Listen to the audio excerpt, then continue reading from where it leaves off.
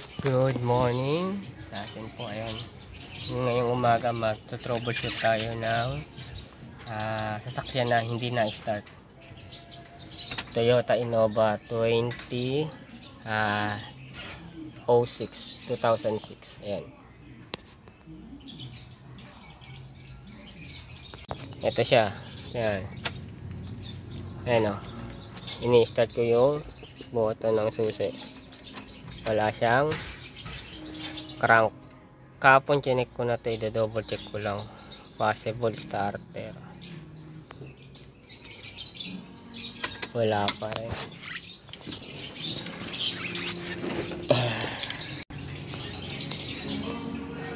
Ayan siya, Toyota Innova, hindi siya na-start, walang crank. Bale, ito yung relay nyo. Chinek na natin yung kahapon. Yung relay nya ay nasa negative tayo. Ayan, nakita nyo, may pa. Ayan, una mong gagawin kapag magtatanggal ka ng starter, tanggalin mo yung battery kasi may live yun eh. Kapag yung tools mo dumikit dun sabi sa ground, magtitis-lag yun. Ayan, ito na po yung starter na tinanggal natin. Ayan yung titingnan natin kung okay pa siya o kailangan na siyang palitan. Tara, baklasin na natin.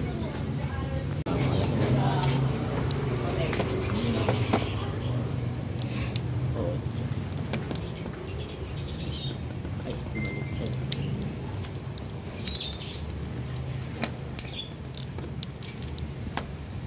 Tandaan muna natin para alam natin paano ibalik.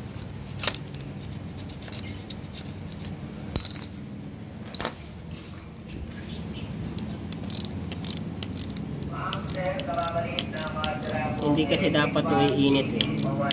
Ibig sabihin motor na talaga yung sira. Hindi ito napalo. Hindi na ito dapat ito.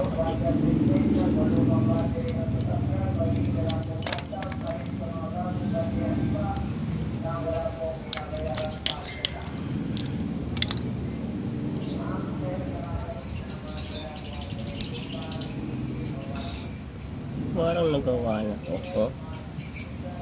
Nabuksan na?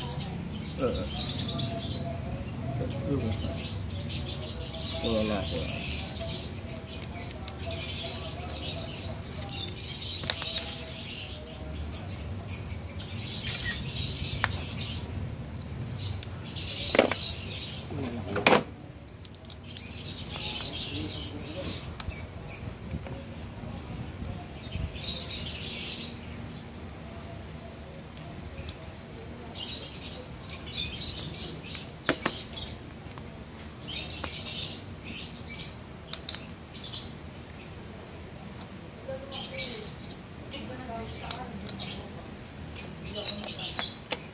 Ayun, apa ka dun eh. Ayun, ito yung ano dyan. Apa dun eh. Tapos yung carbon mo, palitan. Kita mo to nakalutang. Ito, ayun, nilubog na. Wala na siyang contact. Hindi na siya kumokontak na. Pwede pa yan. Bibili tayong carbon grass. Nakakabili nito eh.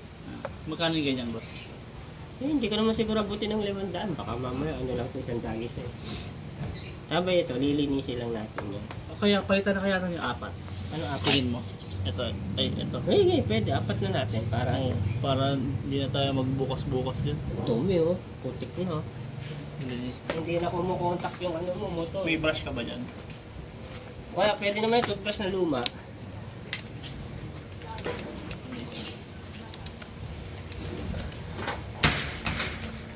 Eto. Ayan, ang dumi. Ganyan. Ayan oh. Lupa.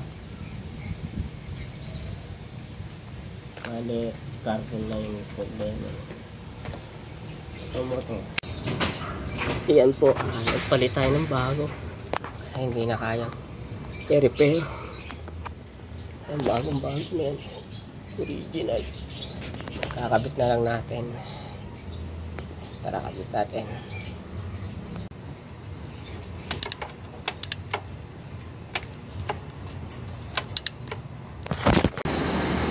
Ayan guys, nag-start na siya.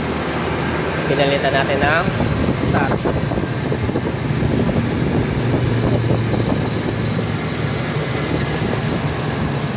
okay na yan.